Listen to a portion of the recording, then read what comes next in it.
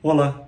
Nessa série de vídeos nós vamos aprofundar um pouco mais na metapsicologia freudiana, entender um pouco o que é essa metapsicologia, traduzir de alguma forma esses conceitos, essas tópicas criadas por Freud e que fazem parte da nossa formação como psicanalistas. Muito bem, a metapsicologia freudiana, ela traz aí o que a gente chama dos princípios ou os modelos teóricos e também esses conceitos fundamentais que têm muito a ver com a própria clínica psicanalítica.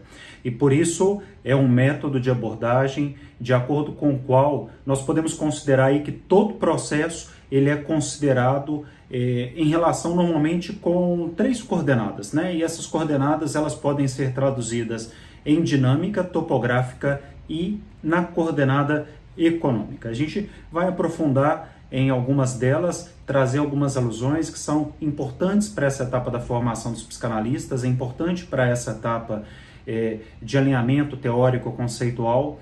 Agora, é muito importante refletir que a psicanálise, tradicionalmente, ela geralmente é dividida entre teoria e prática. Então, nós vamos estar sempre vivendo esse momento que tem um pouco a ver com o tripé de formação de novos psicanalistas, com a formação teórica, e num outro momento, a análise didática, que envolve a prática, os ensaios clínicos, a escuta de casos clínicos, também vamos praticar aí a escrita de casos clínicos, e, claro, independente de qualquer coisa, ambas são complementares e, em geral, né, o que nós podemos entender, tanto a prática quanto a teoria, elas aparecem mescladas no trabalho do psicanalista, tanto do psicanalista em formação, como dos psicanalistas, dos jovens profissionais ou daqueles que já estão atuando há algum tempo na área.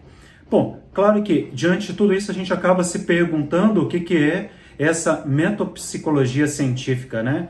Bom, no primeiro nível a gente pode dizer que temos aí as teorias sexuais infantis, essas ideologias, mitos, um pouco das formalizações que como tais não poderiam ser nem refutadas nem provadas pela psicanálise. Então, nesse primeiro momento, as teorias sexuais, essas teorias que são elaboradas de fato no discurso dos próprios pacientes e posteriormente acabam sendo sistematizadas pela psicanálise, vindo também constituir aí generalizações denominadas de complexos, por exemplo, o complexo de Édipo, o complexo de castração, e por aí vai, né? Aí nós temos alguns exemplos desse primeiro nível que compõe a metapsicologia científica, ou podemos dizer a metapsicologia freudiana, e que tem a ver um pouco com as teorias sexuais que fundamentam muito do nosso pensamento, muito da própria psicanálise e daquilo que a gente vem desenvolvendo e aprendendo ao longo das últimas unidades. Bom, por outro lado, no nível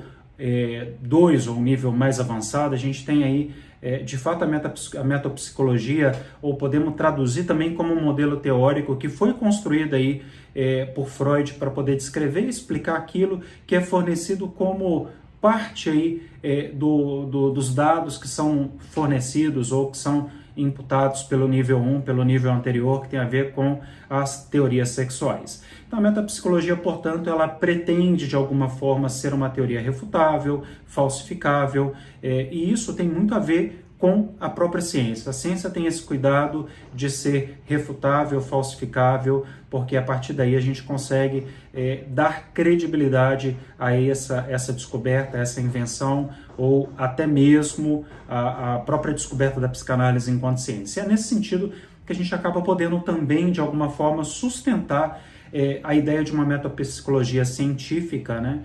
E a gente vai entender um pouco mais em profundidade o que isso quer dizer ao longo da unidade, mas nesse primeiro momento é importante que a gente entenda que alguns conceitos, como por exemplo o conceito de inconsciente, de recalque, o conceito de pulsão, que a gente vem trabalhando nas unidades anteriores, vamos seguir aprofundando nas próximas unidades, eles podem reivindicar sua natureza metapsicológica. Muito bem, no que diz respeito à metodologia, é muito válido esclarecer que a psicanálise ela oferece um método próprio, baseado na observação empírica, né? Ou seja, numa observação de fato dos dados clínicos, e nós podemos então, nesse sentido, caracterizá-la como um método hipotético e ao mesmo tempo dedutivo. Então, um método híbrido, né? Porque requer também a interpretação do analista ou do psicanalista. Freud elabora, nesse sentido, a metapsicologia a partir da observação dos pacientes, dos casos clínicos.